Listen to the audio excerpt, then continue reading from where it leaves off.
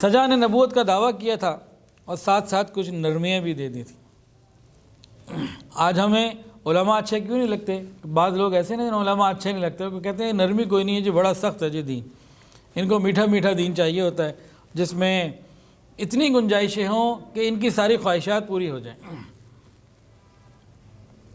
مدینہ میں مرنے کی اور جنت میں جانے کی بھی باقی رہے اور یہاں کی بھی ساری خواہشات پوری ہو جائیں۔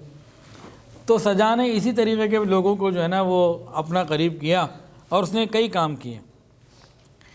اس نے 5 نمازیں تو باقی رکھی کہ نمازیں 5 ہی پڑھنی ہیں، اس میں 4 نہیں ہو سکتی، 3 نہیں ہو سکتی، 5 پڑھنی ہیں۔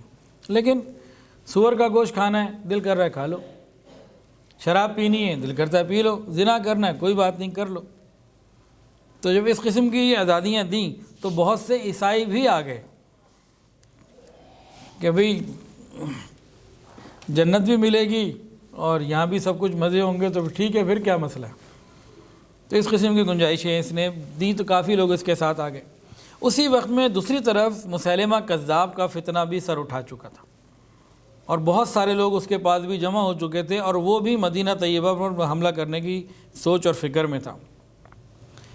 اب سجا جب بنو تمیم سے آگے بڑھی تو اس کو معلوم ہوا کہ خالد بن ولید رضی اللہ تعالیٰ عنہ اس کی طرف جو ہیں وہ آ رہے ہیں، اور دوسری طرف اس نے سنا کہ مسیلمہ کذاب کا لشکر بھی تیار ہو رہا ہے، تو وہ پریشان ہونے لگی۔ اس کو یہ تو معلوم تھا میں جھوٹی نبوت کا دعویٰ کرنے والی ہوں، تو وہ بھی جھوٹا ہی ہے۔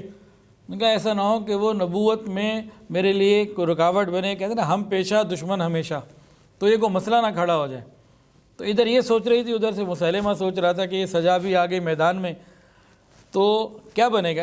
دونوں کا الگ الگ یہ سوچ رہے ہیں، دونوں الگ الگ یہ سوچ رہے ہیں کہ میرا مقابلہ جو خالد بن ولید سے ہو تو وہ کہیں آگے میرے پر پیچھے سے حملہ نہ کر دیں، کیا بنے؟ تو دونوں اس بات کو سوچ رہے ہیں۔ سجا یہ سوچ رہی ہے کہ میرا مسلمانوں سے مقابلہ ہو، ادھر سے یہ اپنی نبوت لے کے آ جائے، یا اس کا مقابلہ ہو، تو وہی سوچ رہا تھا کہ یہ آ گئی تو کیا بنے گا۔ اس طرح کی صورتحال تھی۔ دونوں جھوٹے نبوت کے دعویٰ کرنے والے ایک دوسرے پر اعتماد نہیں، ایک دوسرے کو اپنا دشمن ہی سمجھ رہے تھے، اور مسلمانوں کی کیفیت کیا تھی؟ وہ دونوں کو ہی ایک سمجھ رہے تھے کہ یہ بھی دشمن وہ بھی دشمن۔ خیر، مسیلمہ نے اس کشمکش میں نا پھر سجا کو ایک خط لکھا کہ تمہارا ارادہ کیا ہے؟ سجا نے کہا میں مدینہ پر حملہ کرنا چاہتی ہوں اور میں نے سنا ہے کہ آپ بھی نبی ہیں تو میں بھی نبی ہوں، مناسب یہ ہے کہ دونوں نبی مل کر پھر مدینہ پر حملہ کریں۔ مسیلمہ نے فوراً پیغام بھیجا کہ دیکھو حضور صلی اللہ علیہ وسلم کی زندگی میں آدھی زمین میری تھی، آدھی ان کی تھی، اب ان کے پاس ساری میری ہے، تم تنہا آؤ، اپنے لشکر کو لے کے مت آؤ، میرے پاس آؤ، یہاں چند دن رہو، تو پھر ہم آپس میں بات چیت کرتے ہیں، ہم اپنی پیغمبری کو بھی تقسیم کر سکتے ہیں، ہم اپنی زمین کو تمہیں بھی دے سکتے ہیں، بہت کچھ کر سکتے ہیں، تو اپنے لشکر کو چھوڑو، ہمارے پاس یہاں آ کے بیٹھ کے بات کرو، تقسیم پیغمبری اور مدینہ پر حملہ کرنا یہ ہم آپس میں گھر میں بیٹھ کے بات کر لیں گے۔ سجا یہ بات ٹھیک ہے کہ جھوٹی نبوت کا اس نے دعویٰ کیا تھا، لیکن یہ ابھی تک پاک دامن تھی۔ عورت کے پاس پاک دامنی بڑی نعمت ہوتی ہے، اس کی ایک قوت ہوتی ہے، اس کے ایک اعتماد کی نعمت ہوتی ہے، اس کی شخصیت کے اندر ایک عجیب وزن ہوتا ہے کردار کا، تو یہ وزن اس کے اندر تھا، اور اسی وزن کی وجہ سے یہ سارے لوگ اس کو بڑا بھی مانتے تھے، نبی بھی مانتے تھے اپنا، جو اس کے لوگ تھے، اور بہت سارے لوگ اس سے شادی کے خواہش مند تھے لیکن بات نہیں کر سکتے تھے۔ اس کا ایک رعب تھا، دبدبہ تھا، ایک عزت تھی، ایک مقام تھا اپنے حلقے کے اندر، اور باقی تمام سردار اس کی بات کو اور سمجھدار تھی، اس کی بات کو عزت اور وقت دیا کرتے تھے، احترام دیا کرتے تھے اس کی رائے کو، اسی لیے تو نبی مانا، اس سے بڑی اور کیا بات ہو سکتی ہے۔ لیکن یہ بے شک ختم نبوت کی منکر، پکی کافرہ، اس میں تو میں یہ بات نہیں کر رہا ہوں، بات میں جو کرنا چاہ رہا ہوں کہ اپنے اس کفر کے باوجود پاک دامن تھی، جس نے اس کو ایک اعتماد دیا ہوا تھا۔ خیر، مسیلمہ کذاب نے، وہ بھی جہاندیدہ آدمی تھا، بوڑھا تھا، دنیا کو جانتا تھا، عورت کو قابو کیسے کرنا ہے اور کیا کرنا ہے ہر چیز کو سمجھتا تھا۔ اس نے سجا کو اکیلے بلایا، سجا آ گئی، اس کے کہنے میں اکیلے پہنچ گئی اس نے ایک بہت خوبصورت خیمہ مسیلمہ کذاب نے بنوایا اور اس کے اندر شب عروسی میں جو کچھ ہو سکتا تھا نا وہ سارا کچھ اس کو سجایا، خوشبوؤں سے بھی مہکایا اور شراب اور ہر چیز اس کے اندر رکھ دی. اور جب وہ آئی تو اس نے بہت ہی آگے بڑھ کر بڑے ہی عزت کے ساتھ اس کا استقبال کیا، اس کو جناب شہزادیوں کی طرح بٹھایا اور پھر آپس میں بات چیت ہوئی. سجا نے پوچھا کوئی آپ کے وحی نازل ہوئی؟ تو اس نے کہا ہاں. بھئی کیا نازل ہوئی؟ اس نے انتہائی غلیظ بے حیائی والی گفتگو وحی کا عنوان دے کے سنائی.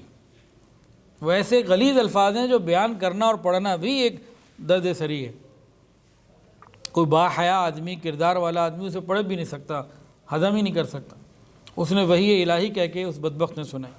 سجا نے سن لی، برداشت بھی کر لی. جب اس نے دیکھا کہ جب یہاں تک معاملہ اس نے برداشت کر لیا، اس کے بعد پھر یہ لوگ 3 دن تک کمرے سے باہر نہیں نکلے اور اپنی موج مستی میں عیاشی میں لگے رہے. باہر سجا کے ساتھ جو 2-3 لوگ آئے تھے، لشکر تو دور تھا، اور باقی لشکر والے اور یہ مسیلمہ کے لشکر والے یہ سوچ رہے ہیں جی وحی کے اوپر کوئی بات ہو رہی ہے اور جناب پیغمبری کے اوپر باتیں ہو رہی ہیں، مدینہ پہ حملہ کرنے کی تیاریاں ہو رہی ہیں اور پتہ نہیں کون کون سے سلطنت کے امور اور بڑی بڑی چیزیں طے ہو رہی ہیں. انہیں وقت ہی نہیں مل رہا، 3 دن ہو گئے، پتہ نہیں کون کون سی گفت و شنید ہو رہی ہوگی. ادھر تو معاملہ ہی کچھ اور تھا. 3 دن کے بعد جب یہ عورت اپنی عزت کا جوہر لوٹا چکی، نبوت کا دعویٰ تو ابھی بھی اس کے ساتھ تھا، لیکن اب اس کے قدموں کے اندر وہ قوت نہیں تھی، آنکھوں کے اندر وہ بات نہیں رہی.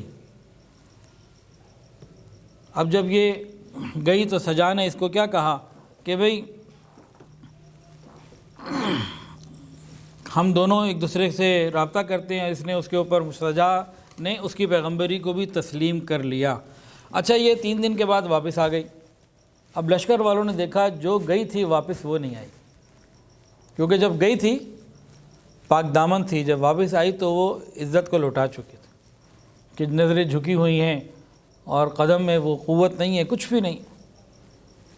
پوچھا کیا ہوا، طبیعت اور حال کیا ہے؟ انہوں نے کہا جی میں نے اس کی نبوت کو تسلیم کر لیا ہے اور ہم مل کے یہ کریں گے وہ کریں گے، اور میں نے نکاح بھی کر لیا ہے. نکاح کر لیا؟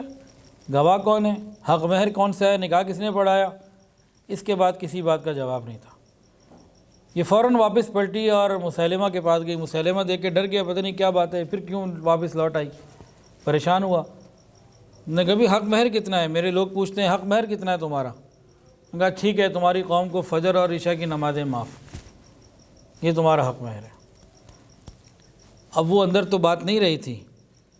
واپس آ کے جب اس نے اپنی مردہ سی آواز میں، کمزور سی آواز میں کہا کہ حق مہر یہ ہے، تو اس کا پورا لشکر چند باتوں کے بعد اس کو چھوڑ کے چلا گیا.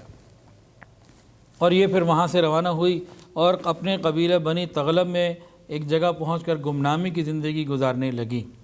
ویڈیو کے نیچے سبسکرائب کے بٹن پہ کلک کریں، بیل کے آئیکن پہ کلک کیجئے تاکہ ہر نئی ویڈیو کی نوٹیفیکیشن آپ کو مل جائے.